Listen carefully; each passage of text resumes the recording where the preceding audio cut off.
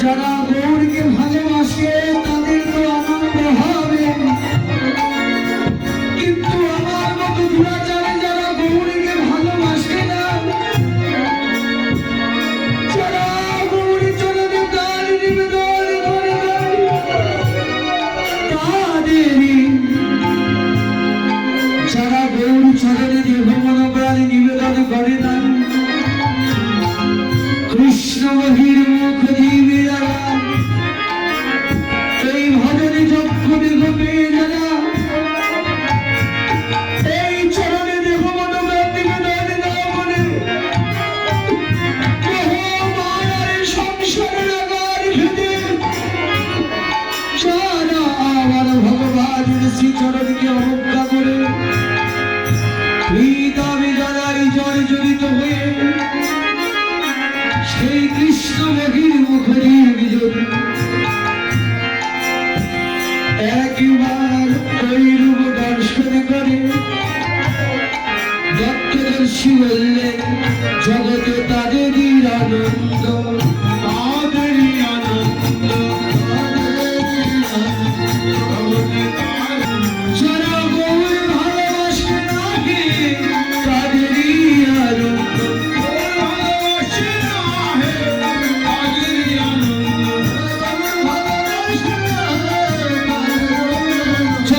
কৃষ্ণ মহির মুখ যারা তাদেরই আনন্দ, মহির মুখ যারা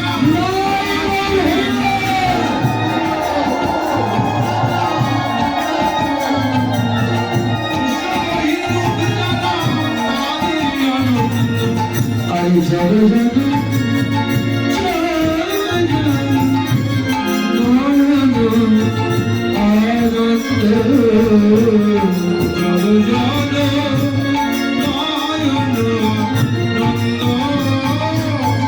তাহলে বাবা কি আজকে রূপের মধ্যে, ওই রূপের মধ্যে কি আজকে রহস্য কি ওই রূপে, ওই রূপ দেখলেই যে আনন্দ হয়, ওই রূপ কি দিয়ে তৈরি,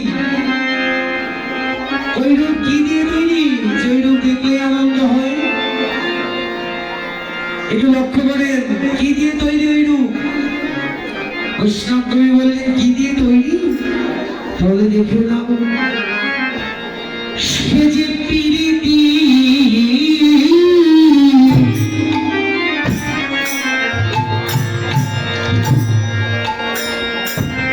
মরতি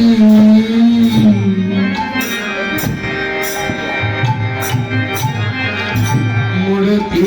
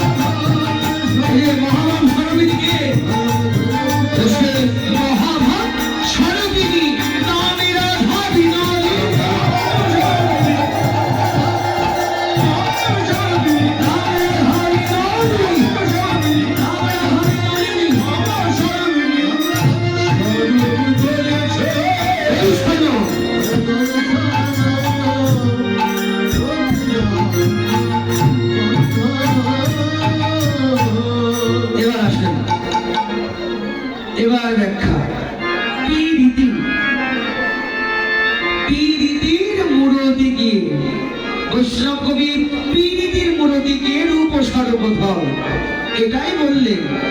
শুধু বললেন না ভাগিয়েও দিলেন। পিরিতি তিনটি অক্ষর, ভালোবাসার তিনটা স্তর আছে। ওই তিনটা স্তর পরিপূর্ণ না হলে রাধারানীর কৃপা লাভ করা যাবে না। আর রাধারানীর কৃপা লাভ না হলে, মহাভাব স্বরূপিনীর কৃপা লাভ না হলে রায় স্বরূপ গৌরাঙ্গের চরণ পাওয়া যাবে না। তাই তো গৌর তো এসেছে মহাভাব স্বরূপিনী স্বরূপে। কে? মহাভাব স্বরূপিনী, যার নাম রাধা বিনোদিনী। তাহলে পি রীতি লক্ষ্য করবেন। পি নয়নে নয়নে বনে বরিশনে, তাহাতে যদি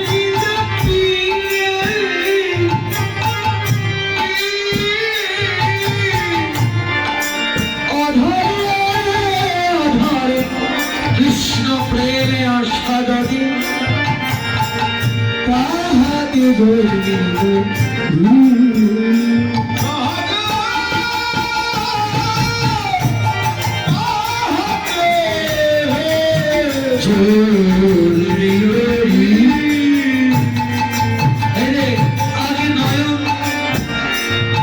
আপনাদের সঙ্গে আমার নয়নে নয়নে মিলে থাকতে হবে।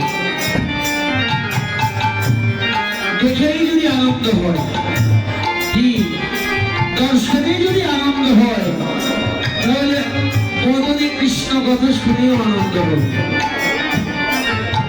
আগে দর্শন নয়ন, তাকে দেখতে হবে। বললেন কোন নয়নে?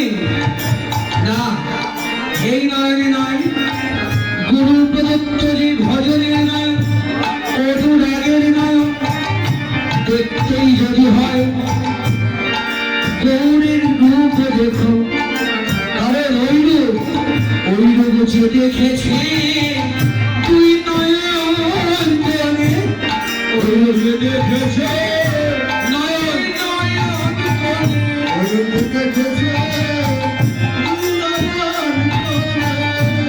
তারা সবই সতেছে ওই চরণে, ওই রূপ যে দেখেছে তুই নয়ন কোণে। তারা সব সতেছে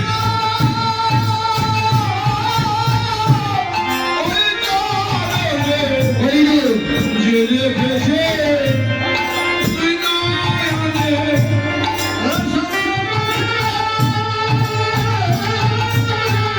ওই চরণে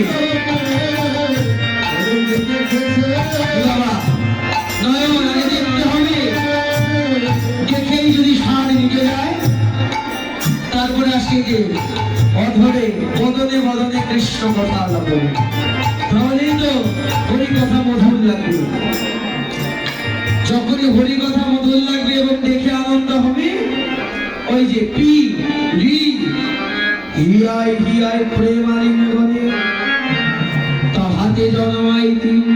তারপরে যে ভক্তরা বসে থাকতে পারে না, একে অপরকে বক্ষে নিয়ে হিয়াই নিয়ে প্রেমালিঙ্গন করে। আসলে এসে কি প্রেম আসে? প্রেমের জায়গায় তো যেতে হবে, প্রেমের জায়গায় তো যেতে হবে, না গেলে তো হবে না। এই কারণে বললেন প্রেমের জায়গায় যদি যেতে চাও, ওই পথটাকে আগে দর্শন করো। পথটাকে দর্শন কি? যিনি নাকি তার কথা বলছেন, একবার তার দিকে তাকিয়ে হরি কথা। দেহটা আমার অপবিত্র হয়ে গেছে। সকল পণ্ডিতগণ, শাস্ত্রজ্ঞগণ আমাকে বিধান দিয়েছেন ফুটন্ত ঘি খেয়ে প্রাণ ত্যাগ করার জন্য।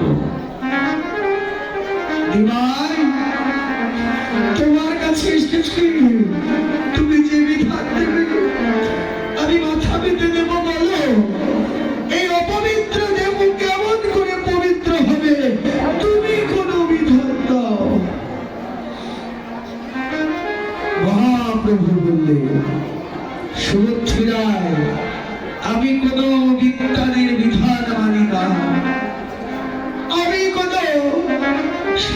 লোকের শাস্ত্র বিদ্যা লাগে না, যে বিদ্যায় যে জ্ঞানে কৃষ্ণ ভক্তি নেই। যদি আমার বিধান মানতে চাও তাহলে শোনো, তোমার ওই অপবিত্র দেহ পবিত্র হবে। কেমন করে? ইহে ছাড়ি যাহ বৃন্দাবন, নিরন্তর কর হরিনাম সংকীর্তন। একবার কৃষ্ণ নামে তোমার দেহ পবিত্র হবে, তোমার কৃষ্ণ নামে তুমি কৃষ্ণের চরণ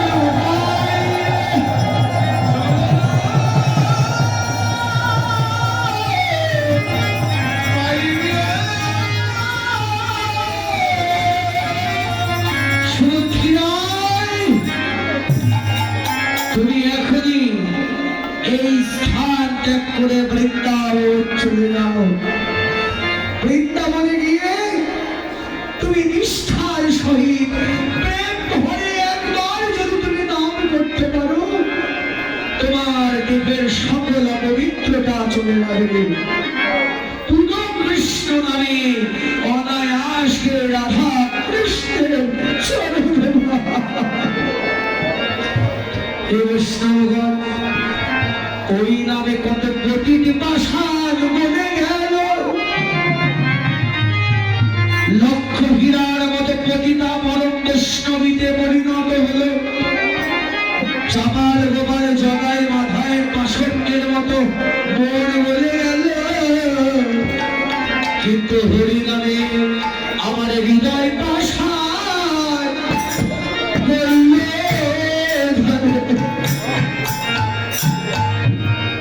আমার হৃদয় পাষাণ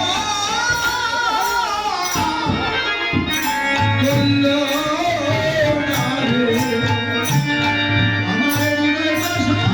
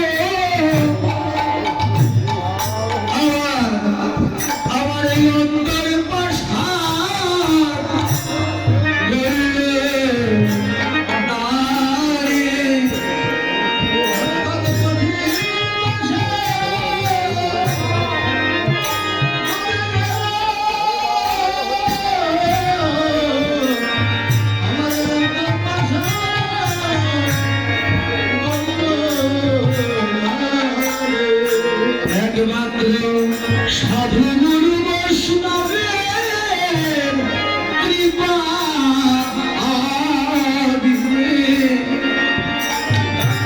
সাধু গুরু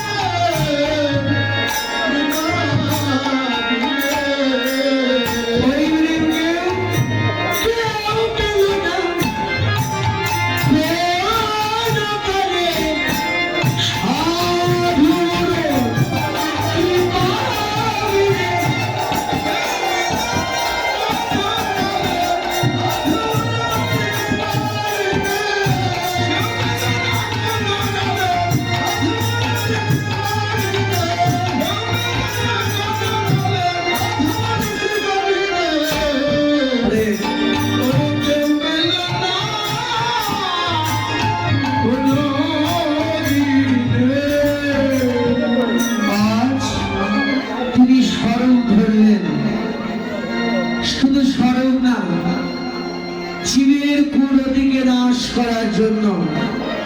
যেমন দিনী মরদি ধরলেন, তেমন দিনী স্বর্গ ধরলেন। তিনি স্বর্গ ধরলেন, স্বর্গটা ধরলেন কোথায়? কোথায় এসে ধরলেন? আজুকিয়ে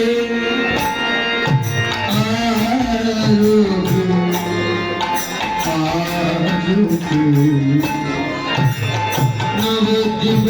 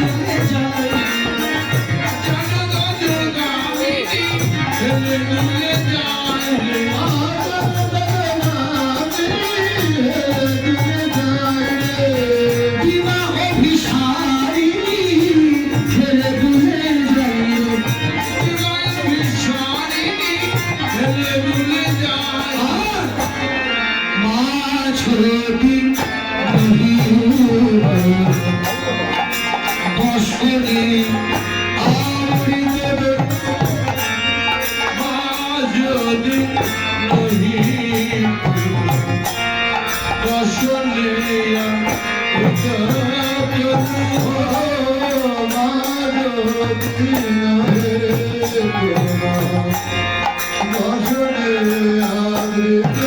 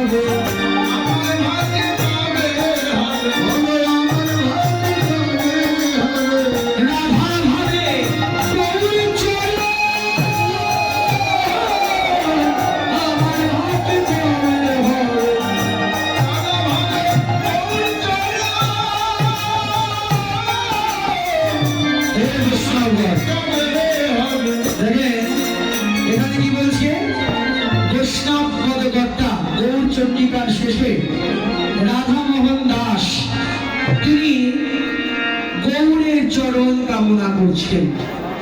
কিন্তু হে বৈষ্ণবগণ, আমি তো গৌরের চরণ পাওয়ার যোগ্য নই। তাহলে আমি চরণ পাওয়ার যোগ্য নই, আমি এমন কোনো কর্ম করি নাই যে আমি অধিকার নিয়ে গৌর চরণ চাইব। তাতে দুঃখ নেই, ভগবান নিজে বলেছে নাম হতে ভক্ত বড়, ভক্ত হতে চরণ ধরে আসবে। এই বৃন্দাবনে দাঁড়িয়ে আমি আমার আত্মী চাইতে পারি না। বৃন্দাবন থেকে এক সিঁড়ি নিচে নেমে আমি আমার আত্মীটুকু নিবেদন করছি।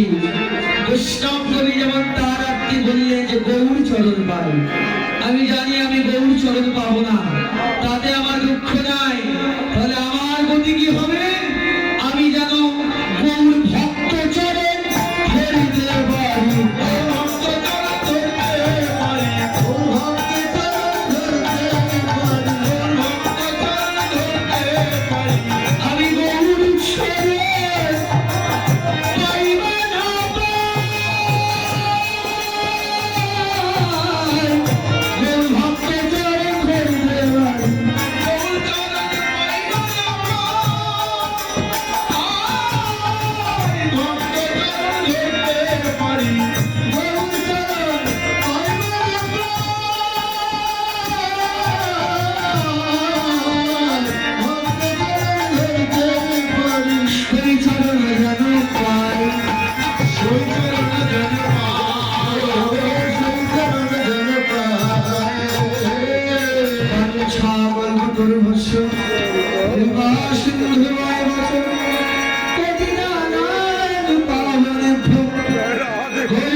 ভ্রমর